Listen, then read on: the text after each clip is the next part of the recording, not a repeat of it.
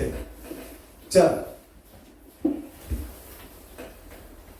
신약의 사복음서는 마태복음, 마가복음, 누가복음, 요한복음 이렇게 있죠. 근데 마태복음은 예수님이 이 땅에 오셔가지고 직임을 선취하십니다. 직임을. 그 다음에 마가복음은 신분을 선취하셔요. 누가복음은 사역을 선취해요. 요한복음은 본성을 선취합니다. 내가 하나님이다 그 말이죠. 내가 하나님인데 인간의 육신을 입고 왔다. 요한복음은 그렇게 이제 사역을 하시는 거예요. 그러면 시간상 오늘은 마태복음만 가지고 하겠습니다.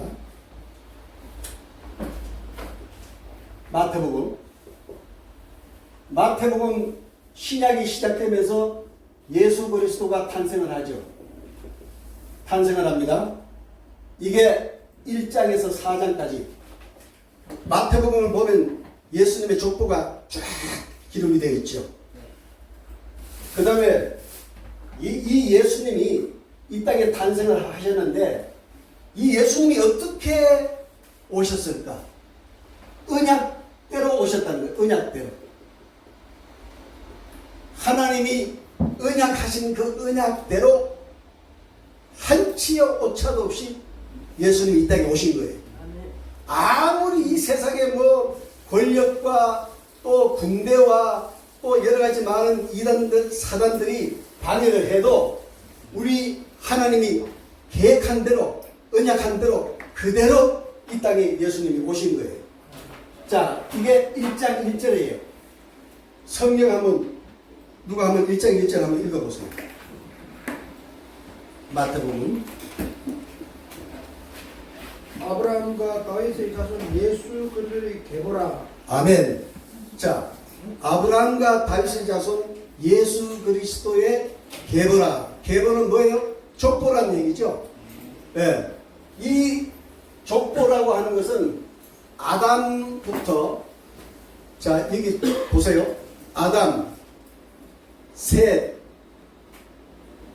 그 다음에 에노스, 게난, 마할랄렛, 야렛, 에노, 무두셀라, 그 다음에 라멕, 노아, 셈, 아르박사, 셀라, 에벨, 벨렉, 르우, 스룩, 나홀, 데라, 아브라함, 이삭, 야곱, 유다, 베레스, 헤스론, 람, 아비나갑, 나손, 살몬, 보아스, 오벳, 이세, 다윗. 이렇게 해서 이 언약하신 대로 유대 혈통을 쫓아서 예수님이 이 땅에 오신 거예요. 한치의 오차도 없어요. 성경을 우리가 보면 그 사이사이에 사단이 엄청나게 예수님이 오시는 것을 방해를 했습니다. 그게 뭔가 하면 창세기 6장에 어떤 일이 있었죠? 노아의 홍수가 있었죠. 이게 왜 일어났어요? 바로 아담의 혈통을 끊으려고 사단이 일으킨 사건이잖아요. 그래서 하나님이 이 세상을 물로 심판할 때 그 씨앗을 하나 딱 남겨놓죠. 누구예요? 노아의 가족.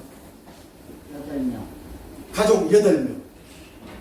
그러니까 하나님은 세상을 심판해도 그 유대 혈통을 씨앗을 딱 남겨놓는 거예요.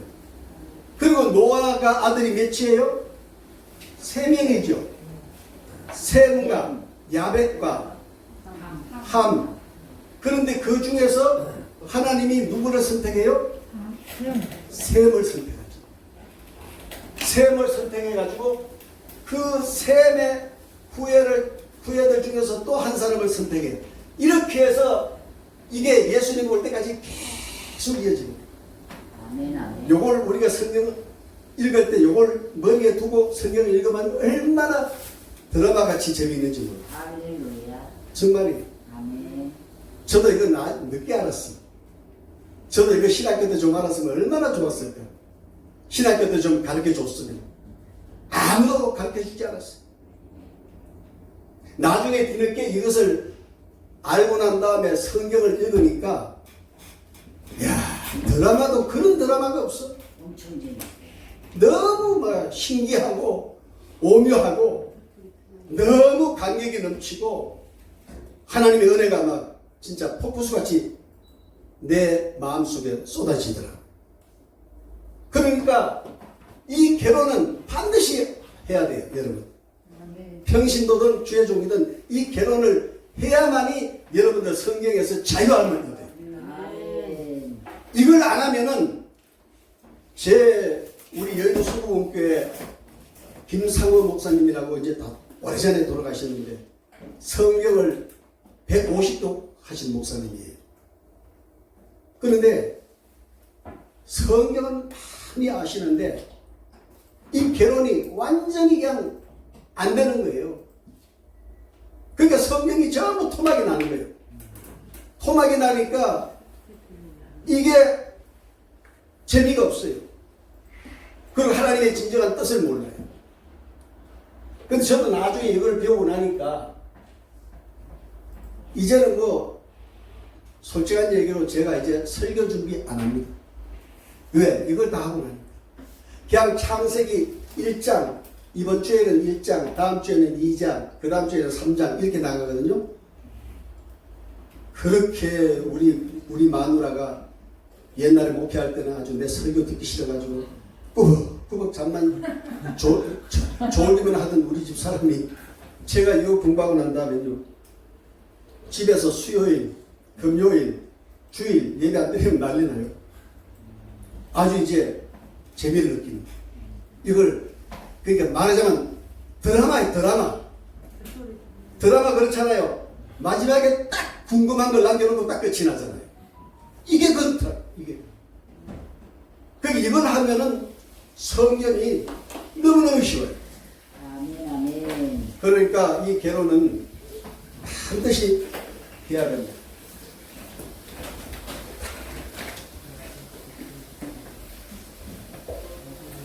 자, 아브라함과 다윗의 자손 예수 그리스도의 세계라 언약대로 예수님이 오셨다 그 말이죠. 아멘. 그러면 이렇게 오신 예수님이 무엇을 하셨을까? 마태복음은 뭐라고요? 죽임을 성취하러 오셨다고 그랬잖아요. 그럼 예수님이 이 땅에 오셔가지고 하신 일이 제사장직을 수행했어요. 제사장. 이게 26장에서 28장이에요. 여러분, 예수님이 제사장 직임을 감당하기 위해서 오셨는데 이제 구약의 마지막 제사장이에요.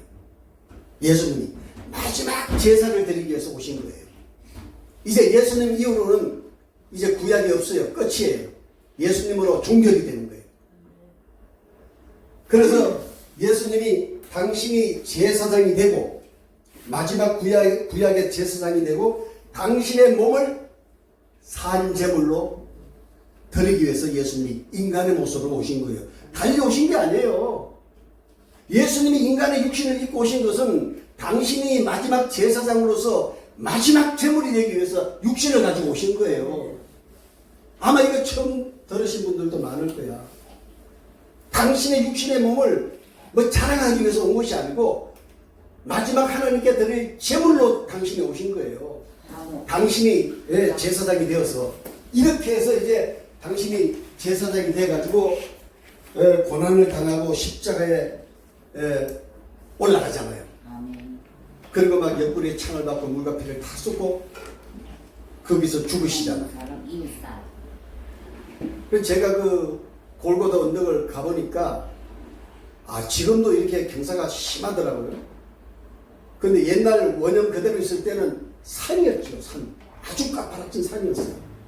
그 일을 자기 몸무게 약 3배가 되는 몸무게 3배 이상이나 되는 그 나무 십자가를 지고 올라갔으니까 굉장히 고통스러웠을 거예요. 채찍에 맞아서 피를 다 흘리시면서 머리에는 면류관 쓰시고 얼마나 어려웠던가를 현장에 가서 제가 생각을 해봤습니다.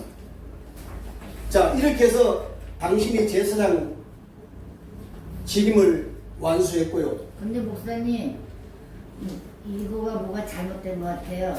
여기에 나왔는데요. 네. 돌보다 언덕이 아닌 평지였다고 또 나오는 것도 있고. 그건 뭐 나중에 이제 시간 있을 때 한번 얘기하시고. 그 다음에 선지자. 예수님이 두 번째 직임을 성취하신 것은 선지자. 이게 5장에서 16장 17절까지예요. 그러면 이제 제사장 직분은 이제 예수님이 하셨고, 그 다음에 두 번째는 선지자. 내가 선지자로, 마지막 선지자로 내가 이 땅에 왔다. 그러면서 예수님이 제자들 데리시고 항상 교육을 하실 때 그 선지자적인 역할을 다 하죠. 내가 아버지께로 왔다. 그리고 많은 사람들에게, 유대인들에게 내가 고난을 받고 죽어야 한다. 그리고 사흘 만에 부활해서 40일 동안 많은 사람들 앞에 내가 부활의 모습을 보일 것이고, 그리고 내가 아버지께 가야 된다. 가면은 반드시 너희들에게 성령을 보내줄 것이고, 그리고 내가 머지않아 이 땅에 재림할 것이다. 마지막 선지자로서의 모든 당신의 현재 일과 미래 일을 다 예언하시고, 이게 예수님 마지막 선지자의 사명을 감당하시는 겁니다. 그 다음에 왕직. 이게 16장 18절에서 25장까지예요. 예수님이 이 땅에 오셨을 때 고대 강시로 오셨나요? 아니잖아요. 왕궁으로 오신 것도 아니잖아요. 베들레헴에, 그것도 사람이 사는 집에서 태어나지 못하고 마구간에서 태어나고 말구 위에 누우셨어요. 그리고 아버지 요셉에 의해서 목수일을 하셨고 그렇게 자랐어요. 그러니까 누가 봐도 예수님은 왕으로 보이질 않았어요. 또 유대인들은 인정도 안 했어요. 사람으로 인정도 안 했어요. 그런데 예수님 자신은 왕이라고 그러잖아요. 그 어떻게 모습에도 찾아볼 수가 없고 생활 속에서도 왕이라는 모습이 없고 도대체 왕이라고는 요만큼도 찾아볼 수가 없었는데 어떻게 자신이 나는 왕이다 그랬을까? 여러분 아시는 분, 왜 예수님이 왕이었을까? 자, 우리가 사복음서를 읽어보면 예수님께서 하시는 그 말씀이 왕이었어요. 그 입술에서 나오는 말씀의 그 선포하는 것이 만왕의 왕이었고 만주의 주가라고 하는 그 사실을 우리가 이 사복음서에서 성경을 읽을 때 우리가 확인할 수가 있습니다. 이런 거죠. 막 제자들과 배를 타고 갈릴리를 가다가 풍랑을 만나가지고 그냥 죽게 되었는데 제자들이 주님 우리가 죽게 되었습니다. 살려주세요 했을 때 예수님이 뭐라고 했어요? 바람아 파도야 잠잠하라. 그 말씀 한마디에 파도와 바람이 잠잠해졌잖아요. 그러니까 예수님은 만왕의 왕이에요. 만주의 주예요. 또 죽어있는 나사로야 나오라. 죽은 나사로가 나왔어요. 그 만왕의 왕이잖아요. 생명의 주관자잖아요. 오병이 물고기 2마리 볼떡 5개를 손이 얹으시고 축사하시고 제자들에게 떼어주라 하시니 5,000명이 먹고도 12강줄이가 남는 일이 일어났잖아요. 이게 만왕의 왕이에요. 만주의 주시예요. 그러니까 예수님의 모습에서는 우리가 왕의 모습을 찾아볼 수가 없지만 그분의 입술에서 나오는 모든 말씀이 왕이었어요. 그래서 예수님은 당신이 왕이라고 그렇게 말씀을 하셨고 그대로 이루어졌죠. 자, 이렇게 해서 이제 마태복음이 지금이 끝이 났어요. 그리고 사도행전에 들어갑니다.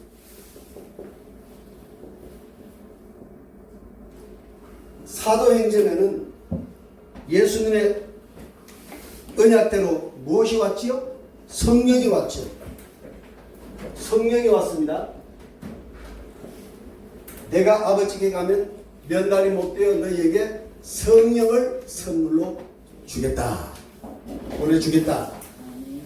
그랬는데 예수님이 부활하시고 이 땅에 40일 성천하시고 열흘 만에 마가의 다락방에 성령이 오셨어요. 그래서 오순절이라고 합니다. 그래서 오순절이라고 합니다. 자, 그러면 성령이 오셔가지고 뭐를 하셨는가? 잘 보세요. 교회를 창립을 해요. 성령께서 오셔가지고 제자들과 그 성도들을 데리고 교회를 창립을 합니다. 어떤 교회를? 예루살렘 교회를 가장 먼저 창립을 합니다. 예루살렘 교회를. 이게 1장에서 8장까지예요. 예루살렘 교회를 창립을 하고 두 번째로 이방 교회를 창립을 해요. 이방 교회를 창립하는데 이것이 9장에서 21장 16절까지예요. 세 번째 로마 교회를 창립을 해요. 이게 21장 17절에서 28장까지입니다. 자, 여러분 사도행전을 보면 이 세 가지가 고스란히 창립이 되죠. 근데 그냥 읽으면 아무것도 몰라요. 막 뒤죽박죽이잖아요. 성경을 읽어보면. 그런데 이 결혼을 공부를 하고 사도행전을 읽으면은 그냥 쏙쏙 들어오는 거예요. 아, 이게 우리 주님이 성령을 보내신다더니 성령을 보내셔가지고 제자들과 성도들을 통해서 이렇게 교회를 창립을 하셨구나. 할렐루야. 아멘. 교회를 창립하신 거예요. 그래서 이 예루살렘 이렇습니다. 감람산에서 예수님이 성천하실 때 500여 사람들이 무리가 모여 있었어요. 근데 예수님이 거기서 말씀하기를 내가 아버지께 가면 면발이 못된 너희에게 성령을 보내줄 것이다. 그리고 성천을 하셨어요. 그런데 그 약속을 믿고 기다린 사람이 몇 명? 120명. 120명. 5분의 1 정도밖에 안 돼요. 이게 무슨 얘기인가 하면요. 이제 예수님이 마지막 재림하시기 전까지 이 지구상에 그렇게 무수하게 많이 예수를 믿고 교회를 찾아왔던 사람들 중에 아마 그때 가면 5분의 1 정도만 아마 구원받게 될 거예요. 이런 사건들을 통해서 볼 때 그렇게 볼 수밖에 없어요.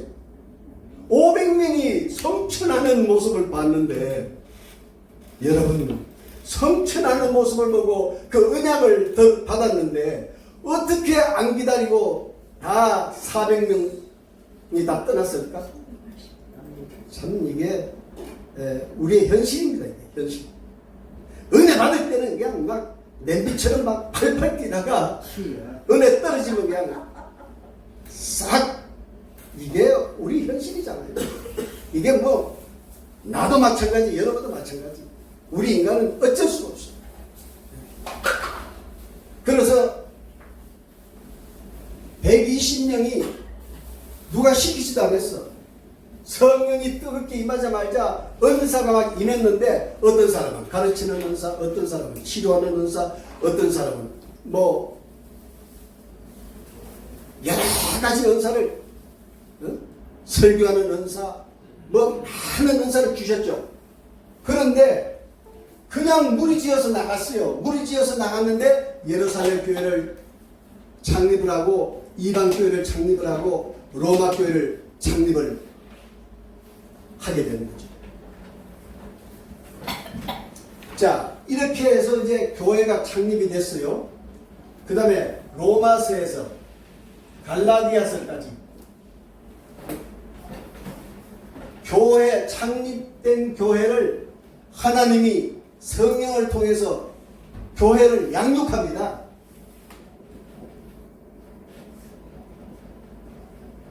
양육을 해요.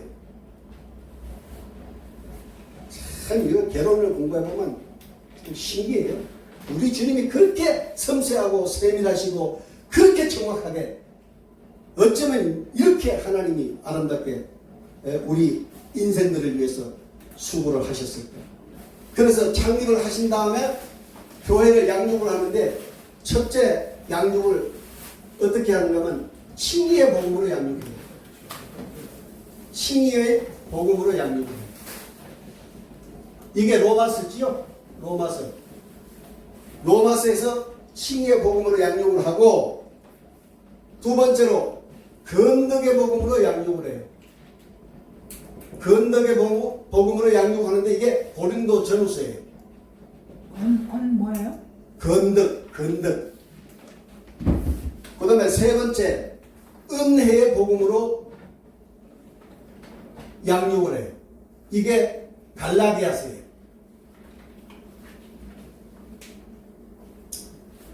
교회 안에요.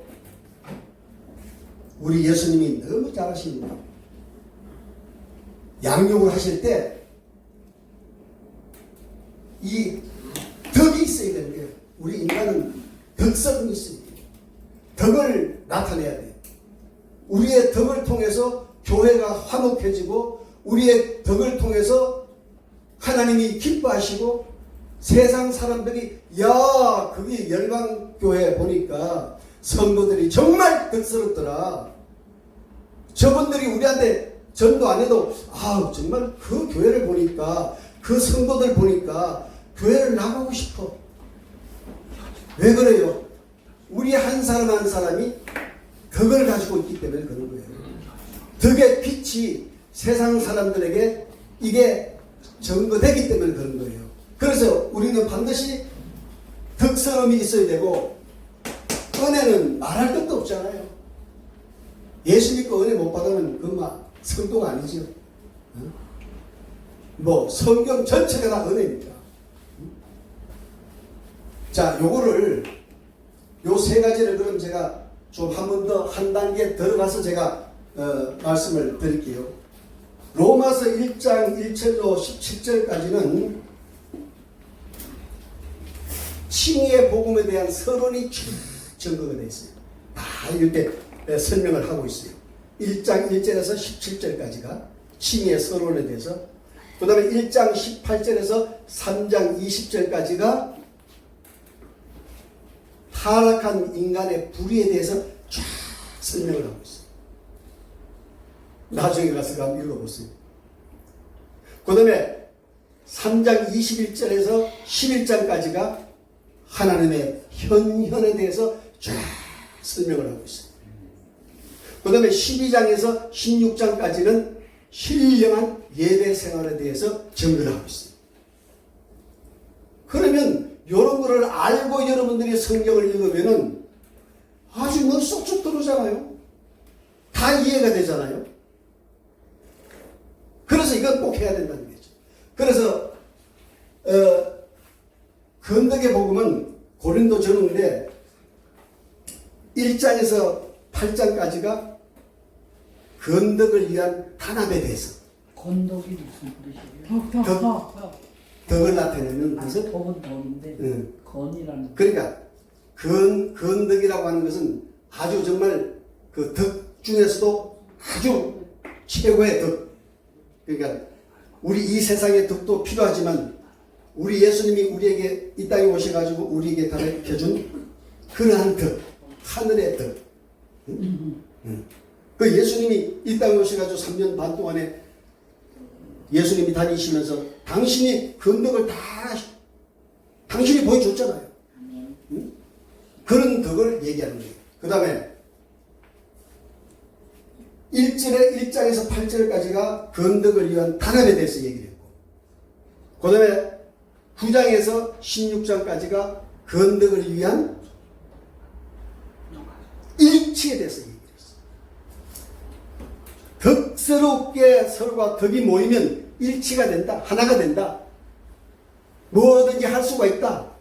그 말씀을 하는 거예요. 그 다음에 9장서부터 몇 장까지? 9장서부터 16장까지.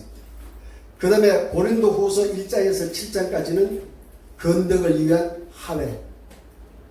항상 덕스러운 사람들은 먼저 손을 내밀고 하회를 하라는 겁니다. 하회. 싸우고 나면 하회해야 되잖아요. 그걸 하라는 거예요. 그 다음에 고린도후서 8장에서 13장까지는 건덕을 위한 단합과 일치와 화해와 협력, 1장에서 8장까지는 협력을 해야 된다. 자, 그 다음에 은혜의 복음은 갈라디아서인데 1장에서 4장 11절까지가 복음의 진정성에 대해서 설명이 쫙 나와요. 복음은 이렇게 진정성이 있느니라. 1장부터 몇 장? 4장 11절까지. 이게 그냥 쫙 설명이 되고 있어요. 그 다음에 4장 12절에서 6장까지는 생활의 근거와 교훈에 대해서 쫙 설명을 하고 있어요. 그럼 뭐 오늘 목회자님들 설교 뭐 멋진 설교 제목 다 나왔잖아요.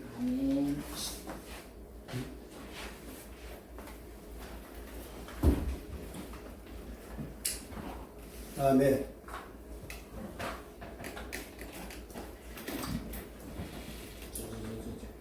에베소에서 빌레몬까지 교회가 양육을 했으니까, 양육을 받았으니까 다음 순서가 뭐예요? 무장을 해야 돼요. 교회가 무장을 하는 겁니다. 그러면 뭘로 무장하느냐? 말씀. 첫째, 진리의 말씀으로 무장을 합니다.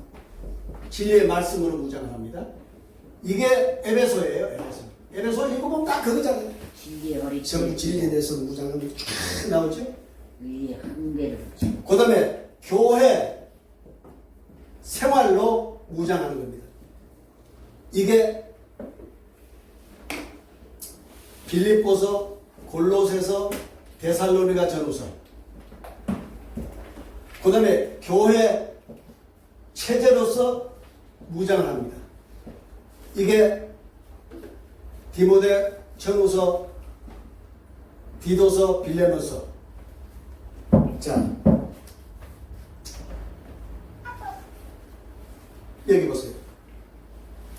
우리 예수 믿는 사람들은 이 진리의 말씀으로 무장이 안 돼 있으면 사실 이단들한테도 그냥 축풍낙입이 돼요. 여러분 신천지가 얼마나 성경 공부 많이 하는지 아세요? 저 뒤에 목사님 아마 좋은 경험을 하셨던 거 보죠. 전에 내가 지난번에 얘기를 들어보니까. 여러분 이단들은요 목숨 걸고 지금 성경 공부합니다. 그런데 미안하지만 전부 다 구약에 처음에 이 사람을 데려다가 공부 가르칠 때는 아주 정확무하게 성경을 가르쳐요. 그래 놓고는 이제 그 사람이 자기 사람이 딱 되고 나면 아담도 실패, 아브라함도 실패, 모세도 실패. 그리고 자기를 딱 드러냅니다. 자기가 예수다 하고 드러냅니다. 초창기에 공부시킬 때는 정말로 깜짝 놀랄 만큼 공부 가르칩니다. 그리고 나중에는 자기 실체를 드러내요. 아담도 배도한 사람, 아브라함도 배도한 사람, 다 배도하고 자기만 진짜라는 거예요. 그럼 이미 그 사람은 거기에 빠져 있는데 나올 수 있어요, 없어요? 아마 열에 9은 못 나오고 열에 한두 명은 나올 수도 있겠지요. 나오기도 하더라고요. 그러니까 우리가 진리의 말씀으로 무장을 반드시 해야 돼요. 이제 주님이 오실 때가 가까울수록 이단과 사단은 끊임없이 이거 가지고 여러분들을 걸고 넘어지고 여러분들 아마 정말 미치고 환장하게 만들 거예요. 진리의 말씀으로 무장되기를 축원합니다. 그 다음에 교회 생활로 무장을 해야 돼요. 여기에 평신도가 계신지 몰라도 제 신앙생활 할 때는요, 저는 여의도 순복음교회 1976년도에 이제 교회를 입적을 해가지고 거기서 신학 다 마치고 교회 개척 나올 때까지 오직 저는 한 교회를 평생을 섬겼습니다. 비가 오나 눈이 오나 서울에서 성남을 이사 가나 또 서울에서 저 경기도를 이사 가나 한결같이 저는 그 교회를 섬겼고 그 교회에서 정말 교회 생활에 충성스럽게 일을 해서 전번에 얘기했죠. 3년간 전도상을 우리 부부가 전도상을 3년 동안 연 전도상을 받았습니다. 이게 뭡니까? 이게 교회 생활과 교회 체제라는 거예요. 세계에서 가장 교회 체제와 생활이 잘 만들어진 교회가 어디? 여의도 순복음교회예요. 여러분 개인의 평신도가 하나 있으면 반드시 이 사람들을 3명에서 5명을 묶어가지고 구역장이 만들어져요. 또 구역장 5명, 4명이 만들어지면 조장이 만들어져요. 조장이 또 5개가 만들어지면 이제 잊어버리네. 교구가 소교구가 만들어져요. 소교구가 5개 정도 되면 또 대교구가 만들어져요. 그래서 그 체제 속에 그 교회 생활 속에 들어가면요 다 용광로가 되어서 다 젖어든 거예요. 어떤 일이 있어도 할렐루야, 어떤 일이 있어도 주의 종에게 순종하는 거예요. 체제가 그렇게 만들어져 있기 때문에 이 체제를, 교회 생활의 체제를, 이 교회 생활을 누가 주도하고 누가 인도하신다고요? 성령께서 그렇게 하시기 때문에 그게 내 몸을 던져서 저와 여러분이 그 교회 생활에 젖어들면은 하루하루가 정말 꿀맛 같은 교회 생활이 될 것입니다. 할렐루야. 저는 여의도 순복음교회에서 평신도 때 그렇게 제 아이가 연년생인데 그 어린 것들을 데리고 대성전에 들어가려고 그 추운 여의도 바람이 부는데 1시간 전에 와서 줄 서 있어요. 그 어린 것들 둘을 안고 대성전에 들어가요. 여러분 요즘 그런 은혜가 있을까? 교회마다? 1시간을 여의도, 여러분 겨울에 여의도 그 벌판에 가서 있어봐요. 이게 막 떨어져 나갈 정도야. 그렇게 추운데도 미리 1시간에 와서 수많은 사람들이 줄 서 있어요. 대성전에 들어가요. 네. 근데 우리는 특허가 나왔어. 왜? 저 유집사 부부는 저 두 돌멩이 아이들을 데리고 대성전에 넣어줘도 아이들이 그냥 들어가자마자 새근새근 잠을 자고 끝날 때까지 한 번도 소란을 안 피운다고. 우리만 교회에서 봉사자들이 아주 특허를 내줬다니까. 왜? 그 전날부터 집에서 아이들 놓고 기도를 많이 하는 거예요. 하나님 오늘 내일 주일 예배 들어가서 아이들이 설교 중에 절대로 깨어나지 않게 해주시고 잠을 잘 자게 해주시고. 정말입니다. 그렇게 하루 전날부터 기도해요. 아멘. 그래서 유일하게 유집사 부부만 두 아이들을 데리고 그 대성전에 들어갔다니까. 그러니까 거기는 그렇게 줄을 서 있는 거예요, 그래서요? 그런데 지금 여의도 순복음교회 가보면 줄 서 있는 모습을 볼 수가 없어요. 세월이 흐를수록 주님이 가까울수록 다 사랑이 식어지고 사람들이 다 이제는 주님께서부터 자꾸 멀어져 가는 거예요. 점점 멀어져 가는 거예요. 참 안타깝습니다. 네. 그래서 이 사도행전에서 성령을 보내셔가지고 예루살렘 교회와 이방 교회와 로마 교회를 성령께서 세우셔가지고 얼마나 활발하게 교회가 움직였습니까? 지난번에 우리 계시를 한 시간 했죠? 소아시아 7교회, 에베소, 스무나, 베드로, 두아디라, 사대, 빌라델비아, 라오디게아 우리 공부 한 시간 했죠? 정말 소아시아 그 당시 7교회가 정말 엄청난 은혜 속에 그 교회가 진행이 됐습니다. 그래서 이 교회들이 창립했는데 창립한 교회를 주님께서 버려두지 아니하시고 양육을 하셨어요. 칭의의 복음으로, 건덕의 복음으로, 은혜의 복음으로. 그리고 양육만 하셨습니까? 그 다음에 무장을 시키셨어요. 진리의 말씀을 주셔가지고 무장을 하게 하셨고 교회 생활과 교회 체제를 통해서 하나님이 저와 여러분을 그 일원으로 세우신 거예요. 그러면 저는 은퇴한 이후 교회 후임자 한 5-6분 청탁을 받고 제가 다 거절했어요. 다 거절했어요. 왜냐? 가서 사명하는 것이 참 이게 쉽지가 않아요. 그래서 제가 다 거절했어요. 대신 주님, 저는 이제 책을 써서 이 책을 가지고 대한민국과 전 세계를 다니면서 복음을 전하겠습니다. 이 개론과 개성과 개간과 또 요한계시록과 다니엘 이것만큼은 제가 공부를 해서 세계 다니면서 복음을 전하겠습니다. 서원을 했습니다. 그리고 여러 군데 천명이 들어왔는데도 제가 다 거절하고 그냥 책을 썼고 또 공부를 했어요. 그래서 제가 책 2권이 나왔어요. 요한계시록하고 다니엘서. 창세기는 지금 쓰다가 아직 지금 도중에 있는데 어떻게 되었든 간 여러분 우리는 교회 생활에 정말로 전념을 다해서 주님 오시는 그날까지 믿음으로 승리하시기를 축원합니다. 아멘. 그 다음에 히브리스에서 유다서까지 교회 무장이 되었으면은 투쟁을 하라는 거예요. 교회가 투쟁을 하는 거예요.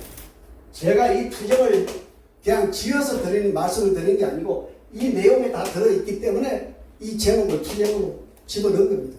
여기에 무장도 내가 내 마음대로 무장이라고 일단 명명한 게 아니고 이 내용 속에 무장하라는 말씀이 있기 때문에 타이틀을 제가 무장으로 한 거예요. 양육도 마찬가지고 다 그렇습니다. 자, 교회가 투쟁을 해야 됩니다. 그러면 누구하고 투쟁을 해야 될까? 사단하고 이단하고 사탄 예, 그걸 이제 제가 잘 정리를 해서 말씀을 드릴게요. 첫째로 유대주의가 투쟁을 해요. 유대주의. 이게 히브리서예요. 여러분 유대인들이 지금 구원받았어요? 못 받았어요? 못 받았죠. 왜? 유대인들이 예수를 십자가에 못 박았잖아요. 예수를 부인했어요. 기독교를 박해했잖아요.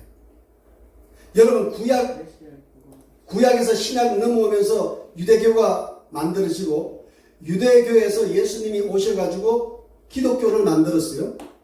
기독교에서 출발해가지고 로마에서 쭉 진행되다가 기독교에서 캐톨릭이 나와요. 캐톨릭이 쭉 진행되다가 캐톨릭에서 마틴 루터가 개신교를 일으켜요. 거기에 보면 이제 뭐 정방교회라든가 루터교회라든가 성공회라든가 이런 것이 이 루터를 통해서 나옵니다. 그런데 우리는 개신교와 기독교를 너무 착각할 때가 많아요. 개신교회는 천주교에서 나온 거예요. 마틴 루터를 통해서. 우리는 예수님이 이 땅에 오셔가지고 유대교에서 기독교를 탄생시킨 거예요. 아멘. 네. 우리는 끝까지 기독교예요. 우리는 지금도 이 기독교를 계속 가고 있는 거예요. 네. 자칫 잘못하면 개신교와 기독교를 이렇게 잘못 판단하는 경우가 많기 때문에 제가 그렇게 말씀을 드립니다. 할렐루야. 이 유대인들은요, 계시록 8장에 보면 7 나팔 중에 첫 번째 나팔이 심판이 있는데 그게 유대인들을 심판해요. 이스라엘을 심판해요. 7 나팔 중에 첫 번째 심판이 하나님이 이스라엘을 심판해요. 왜? 하나님. 이 땅에 오신 그 아들 예수를 죽였기 때문에. 아멘. 두 번째 심판이 어디를 해요? 서로마 제국을 심판을 해요. 왜? 그들이 유대인들과 함께 손을 잡고 예수를 십자가에 죽였기 때문에. 하나님은 공의의 하나님이기 때문에 잘한 것과 못한 것을 분명하게 구분하시는 분이 하나님이에요. 지금 우리가 이 정치권에 들여다보면 막 엉망진창이잖아요. 자기 편이니까 봐주고 남의 편이니까 잡아놓고. 이거 인간 세상이 이렇다는 거죠. 그러나 하나님은 공의의 하나님이기 때문에 천하없는 아담이라도 당신의 형상과 모양대로 지음을 받은 아담이라도 하나님 앞에 범죄하니까 가차없이 그 범죄에 대한 징계를 하시잖아요. 아멘. 이게 하나님이시지. 이런 하나님이 아니시면 우리가 오늘날 이 귀중한 시간에 이게 왜 와 있어요? 그런 하나님을 우리가 믿고 지금 주님 오시는 그날까지 우리가 믿음으로 생활하고 있지 않아요? 얼마나 우리 감사한 일입니까? 저와 여러분이 뭐가 잘났다고 이렇게 예수를 하나님으로 구주로 믿고 우리가 이렇게 살아간다는 거예요. 이거 보통은 축복이 아니죠. 이게 보통 이게 정말 은혜가 아니죠. 수많은 사람들 중에 수많은 불교인도 있고 이슬람도 있고 뭐 개톨릭도 있고 다 있는 중에 하나님이 저와 여러분을 당신의 자녀로 삼으셔서 또 종으로 삼으셔서 이렇게 오늘 이 자리에 와 앉혔다는 것은 대단한 축복이 은혜예요. 아멘. 네. 아멘. 저는 이제 나이가 1살, 2살 먹어갈수록 이게 아주 절실하게 느껴져요. 그렇더라고요. 이제 다 뭐 마찬가지, 이게 나이 드신 분들 마찬가지지만 나이가 이제 70 중반을 넘어가면요 다 죽음에 대한 것을 생각하게 돼 있어. 그 생각을 줘요 또. 그 생각하게 돼 있고 이제 주님 앞에 설 날이 가까운데 내가 이래서는 안 되지. 내가 좀 더 주님 앞에 가까이 가기 위해서 좀 더 내가 말씀과 가까이 해야 되겠고 내가 복음 전도하는데 더 가까이 해야 되겠고 이런 것이 지금 새삼스럽게 절박하게 제가 다가오고 있습니다. 네. 그러니까 젊다고 뭐 큰 소리 칠 게 아니고 응? 우리는 주님 앞에 부름받은 사명자로서 정말 저와 여러분이 끊임없이 힘쓰고 애쓰기를 주의 이름으로 축원합니다. 아멘. 이 유대주의 세상에 자기 유대인들의 혈통을 따라서 온 예수를 자기 손으로 죽였어. 이게 말이 됩니까 이게? 네? 한번 볼까요? 아브람, 이삭, 야곱, 유다, 베레스, 헤스론, 람, 아비나답, 나손, 살몬, 보아스, 오벳, 이세, 다윗. 유대 혈통이잖아요. 이 혈통을 따라서 이 땅에 오신 예수를 자기의 손으로 잡아 죽였어? 이게 얼마나 큰 죄입니까? 그러니까 7나팔의 첫 번째 나팔은 이스라엘을 심판합니다. 그 내용을 이제 다음에 우리가 계시록 할 때 공부해 보면요 정말 무섭게 하나님 심판하십니다. 두 번째, 첫 번째는 유대주의가 투쟁하고 세속주의가 투쟁을 합니다. 이게 야고보서 베드로전서.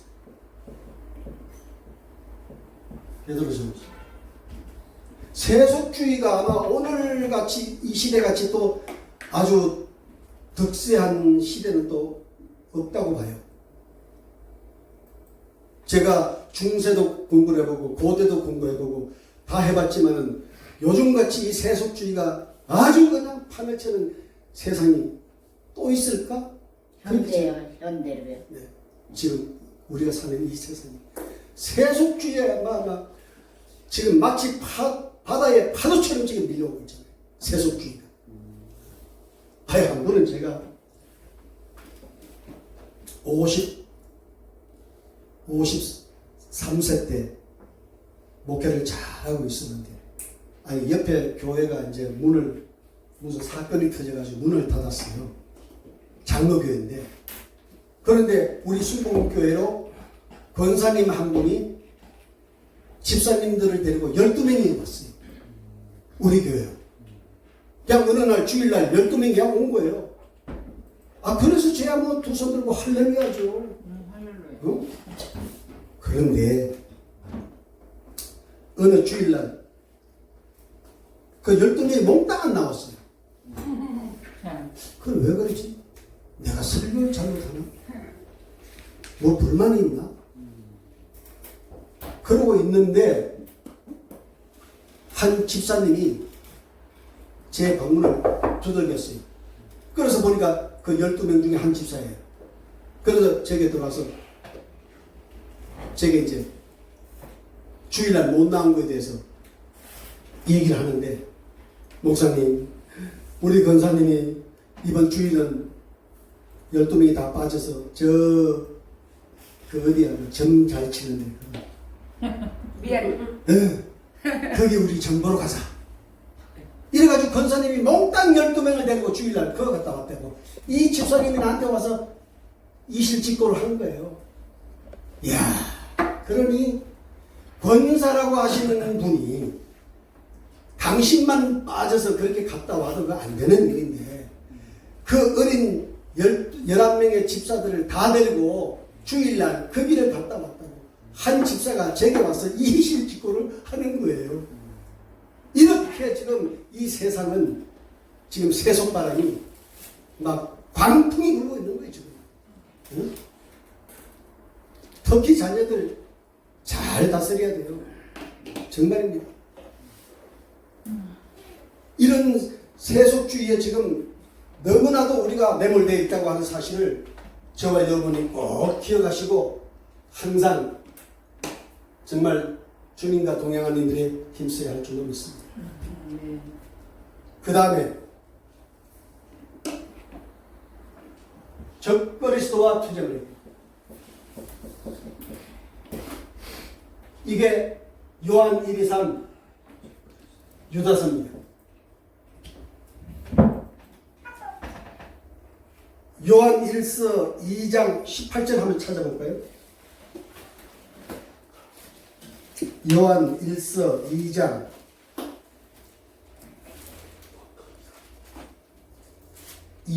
18절.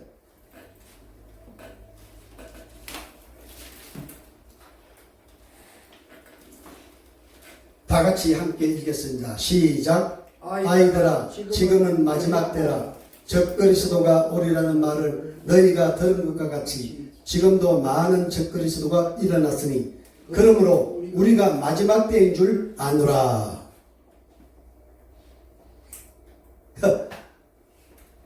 적그리스도가 많이 나타났습니다. 우리가 성경을 보면은 이미 적그리스도가 출애굽 때부터 애굽이 적그리스도였어요.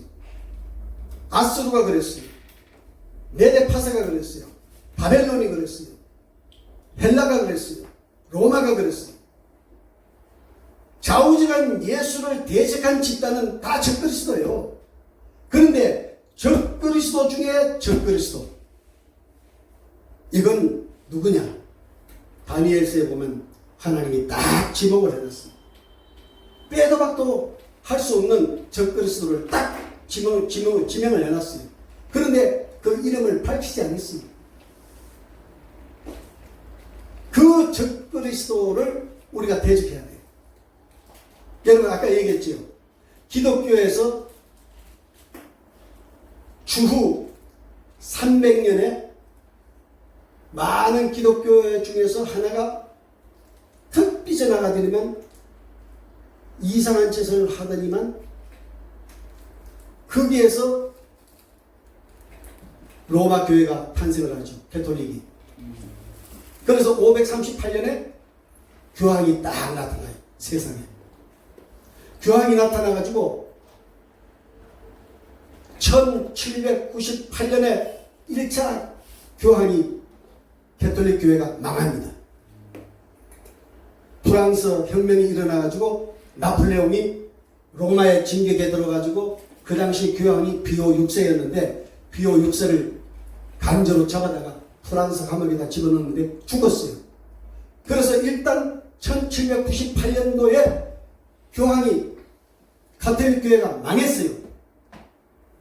그리고 언제 이 가톨릭이 회생이 되었는가만 1929년에 라테란 조약을 통해서 다시 1929년에 가톨릭 교황이 다시 일어날 부활된 거예요. 그것이요 계시록에 그대로 다 예언되어 있어요. 나는 이거 읽다가 소름이 돋았어. 왜? 어쩌면 우리 하나님이 그가 1798년도에 망할 것과 망한 후에 1929년에 다시 복원될 것과 그리고 이 마지막 때에 그가 평화의 조약을 가지고 내걸고 지금 세계를 종교 단합을 위해서 일하는 것이 다 기록되어 있어요. 낱낱이 기록되어 있어요. 한치 오차도 없어요. 뭐 오늘날 많은 목사님들이 트럼프가 적그리스도다, EU가 적그리스도다 이렇게 얘기를 하시는데 죄송하지만 적그리스도는요 많이 나왔다니까. 많이 나왔는데 마지막 계시록에서 하나님을 대적하고 마지막 하나님의 심판을 통해서 망하는 적그리스도가 바로 교황이에요. 여러분 중세를 우리가 공부해보면 기독교인들 치갑다니요. 치갑다니. 무려 1억 명이 죽습니다. 기독교인들이 1200년 동안에 1억 명이 죽어요. 어떻게 죽이는지 아세요? 껍데기도 벗겨 죽이고 화형식도 하고 목을 잘라 죽이고 생매장을 하고 짐승에게 던져서 죽이고 숱한 방법을 동원해서 기독교인들이 아주 몰살을 하는 거예요. 그래서 계시록에 보면 남은 자가 나와요. 남은 자, 마지막 남은 자, 마지막 믿음으로 살아서 생존한 자, 그 자를 하나님께서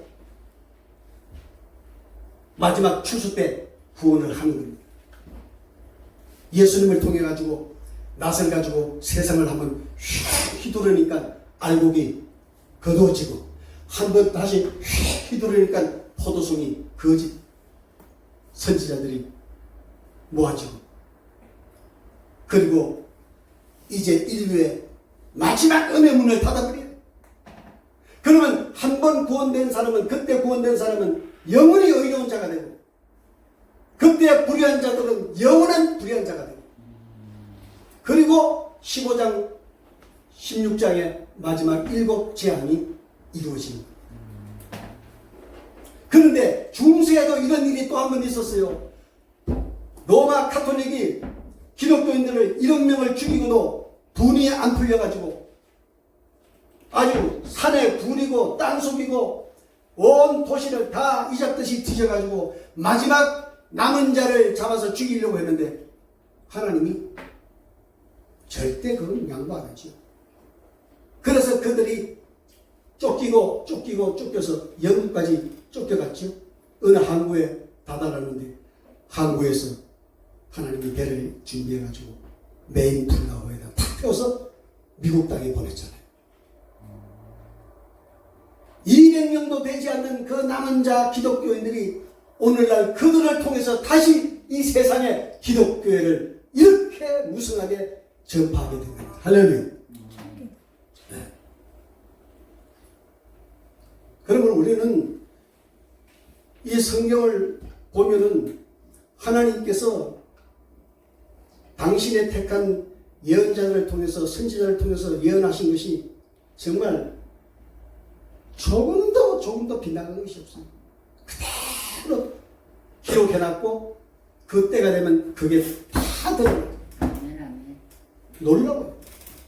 그러니까 하나님이 눈이 없어 못 볼 것이다, 손이 없어 못 움직일 것이다, 귀가 없어 못 볼 것이다, 천만의 만만의 말씀. 하나님은 지금도 불꽃 같은 눈으로 이 세상을 다 보고 계십니다.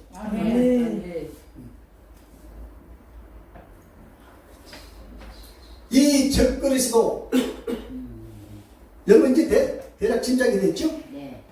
정말로 우리는 이건 WCC가 그거잖아요. 여러분 교황청이 만드는 예수의 다시 말하면 제수이트라고 하는 것을 조직을 만들어 가지고 온 세계 그들의 손발이 다 뻗어져 있어요. 모든 나라의 정치 경제 다 그들이 지금 침투해 있어요. 그래가지고 그들이 지금 이 마지막 때 만든 것이 뭐예요? WCC 세상의 모든 종교는 다 내게로 오라.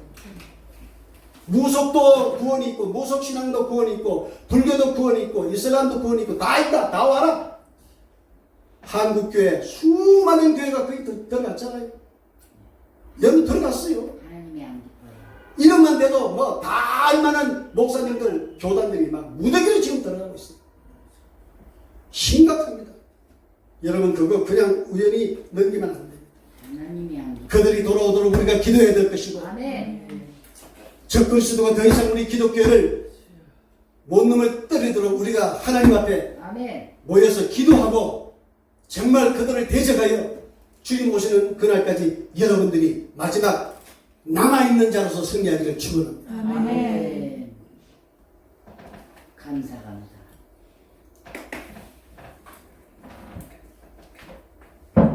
그 다음에 이제 마지막 책이 계시록입니다.